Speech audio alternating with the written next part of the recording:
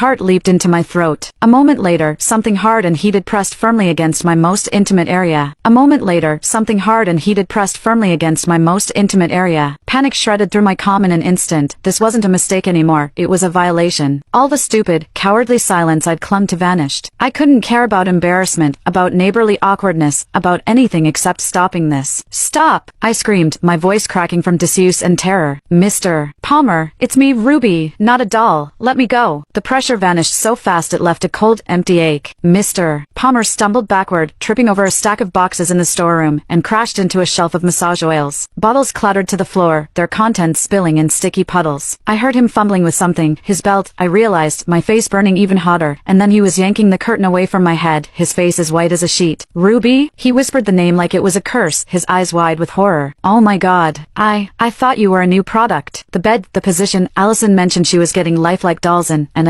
I'm so sorry. I didn't mean to. Save it. I snapped, twisting my wrists against the rubber restraints. They were still tight, the bed's mechanism unyielding. This is a pleasure bed. The release button is on the side, black, about the size of a quarter. Find it. He scrambled to obey, his hands shaking so badly he fumbled the frame. His normally neat hair was disheveled, his shirt unbuttoned at the collar. I forced myself to look away, focusing on the ceiling instead of the way his hands trembled, the way he kept muttering apologies under his breath. The storeroom smelled like vanilla massage oil and panic, a sickening combination. Finally, there was a soft click. The restraints around my wrists went slack, and the bed's split frame slowly lowered, flattening out until I was lying on my stomach in a normal position. I didn't waste a second, yanking my underwear up, then my hot pants, my hands shaking so hard I could barely fasten the waistband. By the time I sat up, Mr. Palmer was standing across the room, his back to me, staring at the wall like it held the secrets of the universe. I'm leaving the payment on the counter, he said, his voice gruff, for the oil, and, for this. I'm so sorry, Ruby. I'll never set foot in this store again. I'll even move if you want. I can't believe I did this. I didn't answer. I was too busy trying to catch my breath, too busy fighting the tears that threatened to spill. He hesitated for a moment, then fled the storeroom, the bell above the shop door jangling as he left. The silence that followed was deafening. I stayed on the bed for a long time, my knees pulled to my chest, staring at the sticky oil stains on the floor. The embarrassment was a physical pain, sharp and unrelenting, but there was something else too, confusion. His comment earlier, about my backside reminding him of Ruby's. He'd known it was me, or at least, he'd suspected. How? The bell jangled again, and I jumped. Mom. I scrambled to my feet, brushing off my clothes, and hurried out of the storeroom just as she was carrying a stack of boxes through the door. Ruby, you're awake. She set the boxes down, wiping sweat from her forehead. Sorry I took so long. The supplier had a delay. Did Mr. Palmer stop by? He said he'd come to settle his bill for the antique vibrator he bought last month. My throat went dry. He was here. He